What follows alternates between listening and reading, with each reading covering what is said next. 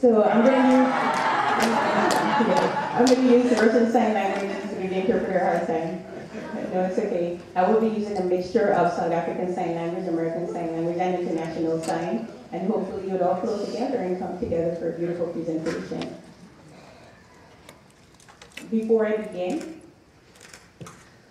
I first would like to talk about the fact that normally when I start presenting in South African culture, we usually say Viva. And the sign for that is like this. We said Viva, so Viva Gallaudet. Viva Nigeria. Viva Adu. Viva Uganda. So professors in the university, the interpreters, all of our friends, board members of the WFD, we want to say Viva to everyone. And also Yorker Anderson, Viva. Thank you so much.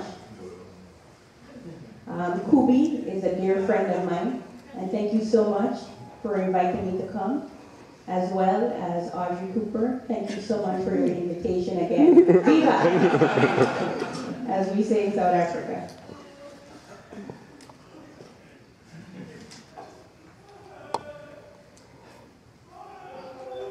I'm going to talk about the transnational partnership regarding human rights and language, and how all of these components come together in the interest, communication, and human rights, and how all those points come together into those three essential points.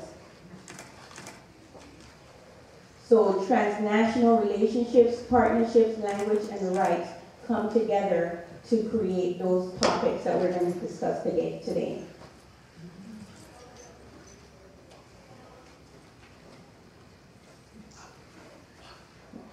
So we actually sometimes see Africa as one country and as one continent.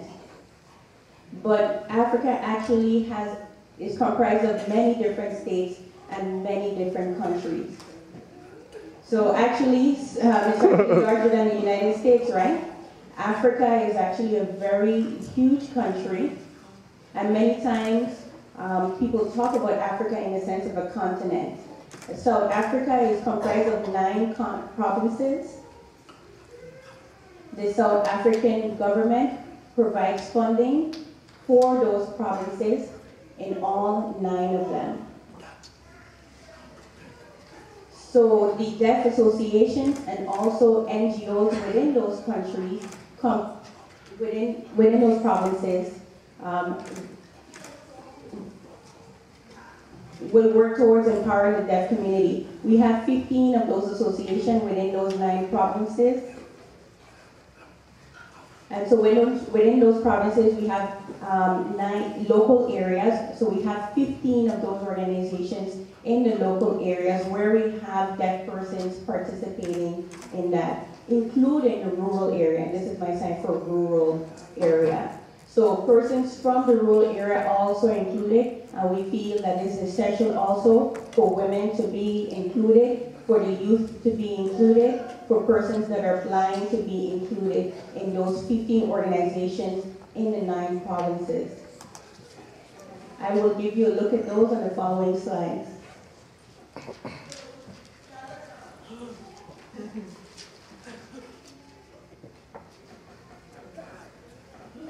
So those are where the 15 organizations are included, the deaf associations. That's where they are in the provinces in South Africa.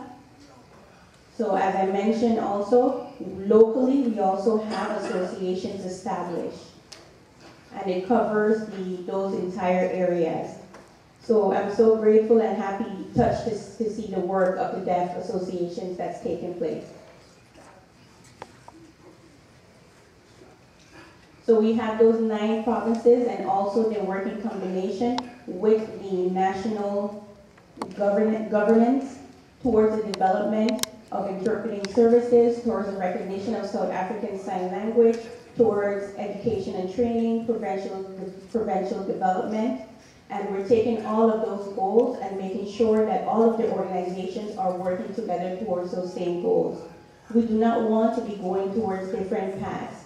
So it's important that each of these 9 provinces, even though they have their own associations, that we still need to have our similar missions and visions. So therefore, when we go out into the public and make presentations, we want to make sure that we're conveying the same message.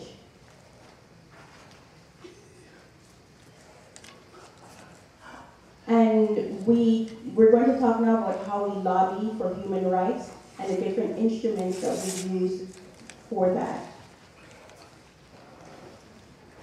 So when we're lobbying for human rights, we go to Parliament and we lobby by giving testimony and presentations in South African Sign Language regarding human rights, regarding South African Sign Language.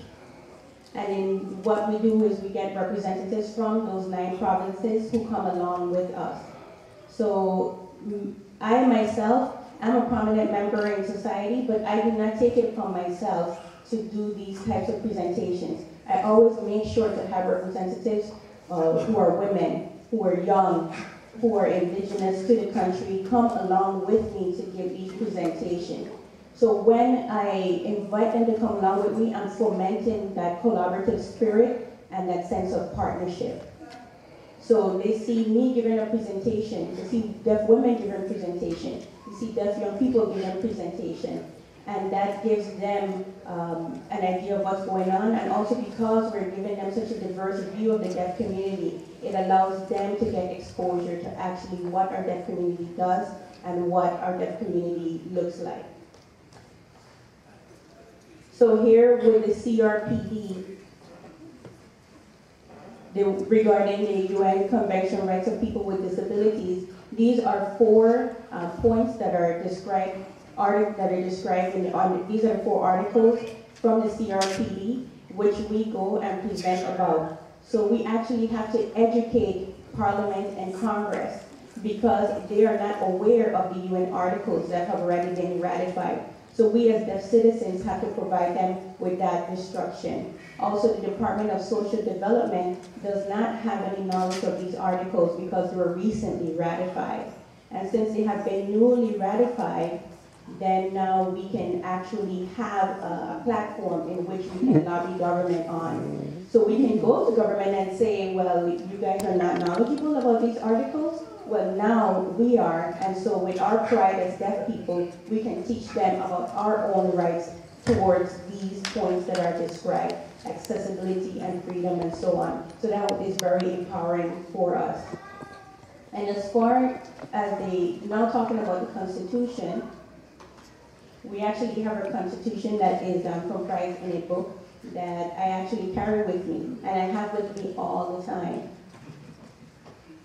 And the reason why I have that with me all the time is that when I'm talking to these elected officials, I can actually pull out the Constitution and re-reference it to them when we're having any type of discussion regarding these rights, especially regarding equality, regarding no discrimination, and regarding the development of South African Sign Language. So I can talk to these elected officials about what the Constitution of the government says. That it is not me as a person giving my personal opinion on the situation, but I'm actually referencing the governmental procedure on that and what has been well established by the laws of that country. We also discussed the Employment Equality Act, the Bill of Rights, and also the Broadcasting Act. I also carry this information with me when I go and I speak to elected officials or to the governance of South Africa. And I really feel like these are some of the